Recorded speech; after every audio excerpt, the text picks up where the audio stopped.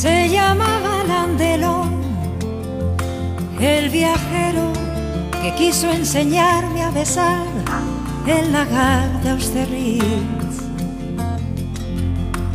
Primavera de un amor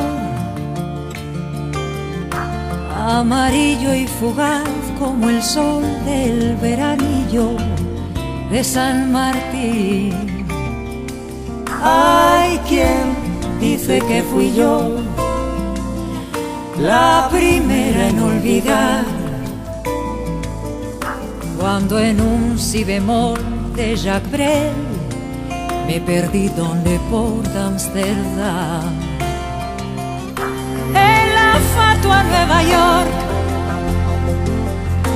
da más sombra que los limoneros la estatua de la libertad.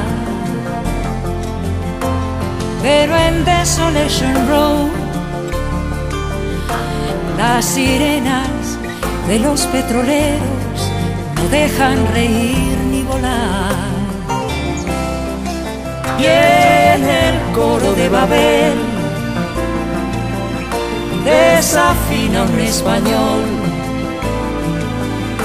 No hay más ley que la ley del tesoro en las minas del rey Salomón.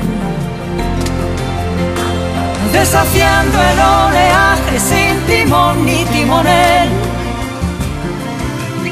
por mis sueños va ligero de equipaje sobre un cascarón de nuez mi corazón de viaje.